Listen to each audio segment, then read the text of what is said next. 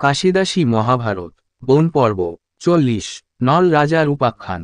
যুধিষ্ঠির বলে, মুনি কর অবধান, আমারে দুঃখের কথা নাহি পরিমাণ। কোপটে সকল মম নিল রাজ্যধন, জটাচির পোড়াইয়া পাঠাইল বন। যত ক্লেশ দুঃখে আমি বঞ্চি যে হেথায়, রাজপুত্র হয়ে এত দুঃখ নাহি পায়। রাজার বচন শুনি হাসে মুনিবর, কতক্ষণে বৃহদস্য করিল উত্তর। কি দুঃখ তোমার রাজা অরণ্য ভিতর, ইন্দ্র চন্দ্র সম তব সঙ্গে সহদর। ব্রহ্মার সদৃশ দ্বিজ সঙ্গে শত শত, দাস দাসী আর যত তব অনুগত। এই হেতু দুঃখ নাহি দেখি যে তোমার, তোমা হইতে নল দুঃখ পাইল অপার। এত শুনি জিজ্ঞাসেন ধর্মের নন্দন, কহ শুনি মুনি সেই নল বিবরণ। রাজপুত্র হয়ে আমা সমান দুঃখিত, অবশ্য শুনিতে হয় তাহার চরিত। কহ শুনি মুনিরাজ তাহার কথন, কোন দেশে ঘর তার, কাহার নন্দন। বৃহদস্য বলে, শুন ধর্মের নন্দন, তোমা হতে বড় দুঃখী নিষদ রাজন। নল নামে নরপতি বীরসেন সুত, ইন্দ্রের সদৃশ রাজা মহাগুণুত। রূপেতে কন্দর্প তুল্য অতি জিতেন্দ্রিয়, যশস্বী তেজস্বী ধীর অক্ষে বড় প্রিয়।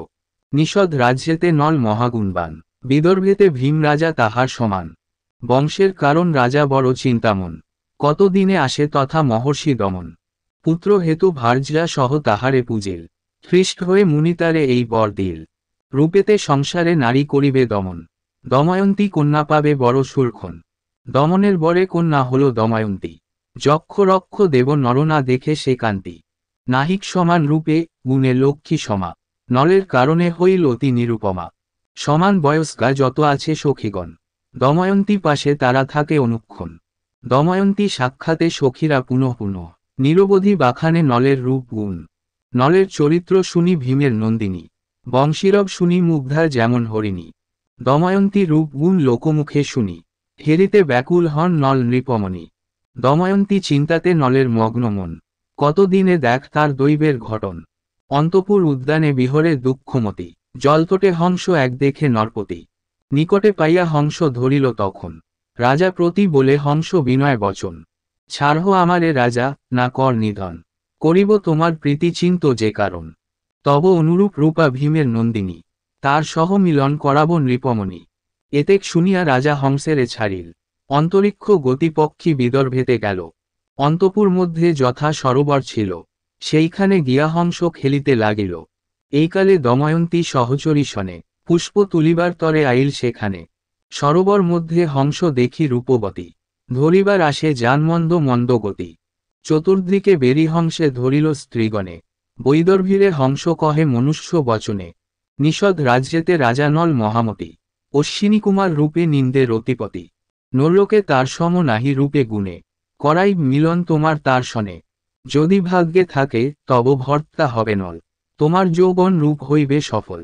সার্থক হইবে রূপ সুনহ বচন, নল নৃপতিরে যদি করহ বরণ।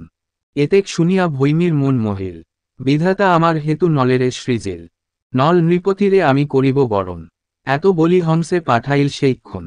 কহে হংস সব কথা নলের গোচর, ভৈমী কথা শুনি আকুল হইল নৃপবর। হ্যাথা হংস কথা ভৈমী যে হইতে শুনিল, সেই হইতে বৈদর্ভী সকলই তত্ত্বজেল। তত্ত্বজেল আহার নিদ্রা, সদাই হুতাশ, সদা চিন্তাউতা, বহে শোভনে নিঃশ্বাস। দময়ন্তী দুঃখ দেখি সব সখীগণ, ভীম নরপতি পাশে করে নিবেদন। শুনিয়া নৃপতি বড় হইল চিন্তিত, কোন হেতু দময়ন্তী হইল দুঃখিত। মহাদেবী কন কিবা চিন্ত নৃপবর, যুবতী হইল কন্যা কর শয়নর। শুনিয়া বিদর্ভপতি উদ্যোগে হইল, রাজ্যে রাজ্যে দূত গিয়া নিমন্ত্রণ দিল।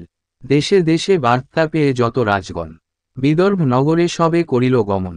হয় হস্তি পদাতিকে পুরিল মেদিনী, বার্তা পেয়ে আসিলেন যত নৃপমণি। বিদর্ভে আইল যত রাজ্যের ঈশ্বর, যথাযোগ্য স্থানে সব বসে নৃপবর।